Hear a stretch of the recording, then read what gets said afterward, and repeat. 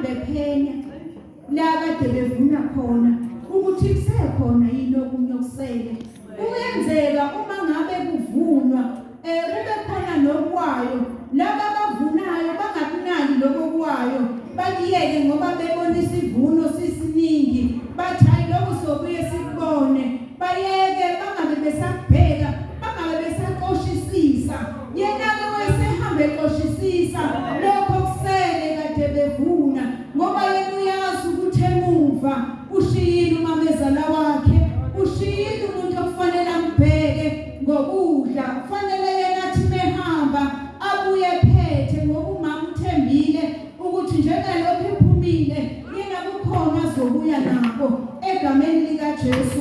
Ngiyabheka ukuthi uma ngabe ungumuntu wesifazane awuhlali usonga izandla awusho ukuthi lokho akukho kodwa zihluphe funa ubheke ukuthi yini ongayithola ikhona into osengayithola egameni lika Jesu kuphela uma ngabe amehlo akho ungeziwasusa ensimini oyikhothozayo kuphela uma ngabe amehlo akho ezonamathela la ukhothoza khona egameni lika Jesu kukhona okutholayo.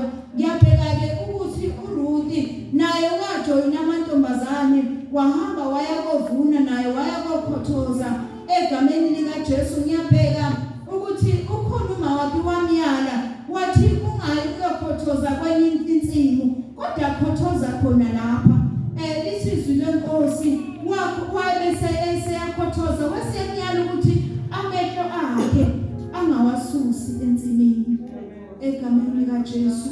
Nathi besidinga bangcwele ukuthi amehlo ethu singawasusi kuJesu ngoba yena ungumqalisi nomphelelisi wezimpilo zethu.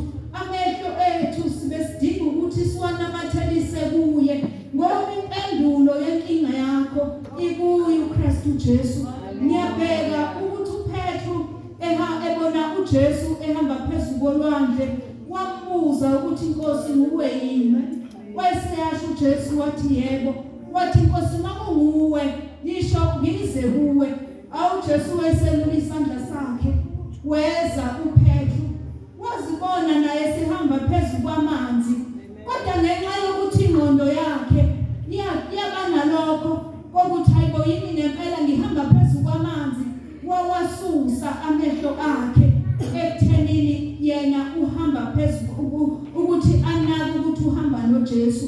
Wathi sewasusile amehlo akhe waseyaminza which means bazalwane mangabuwasusa amehlo akho kuKristu uyominza bangcwele.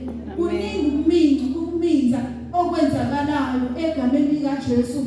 Ukuminza okwenzakalayo ukungena ezimweni ongasakwazi ukushesha uphume kuzo. Ukuminza bangcwele ukungena entweni ongakazi ngisho ukuthi uzihlenge kuyo kodwa ukhona uJesu namhlanje. Ukhona uJesu omhlenge. Ukhona uJesu waseNazaretha owasilula isandla kuPetru wathi ungabazelani wasilula isandla waseyamdonsa Jesu.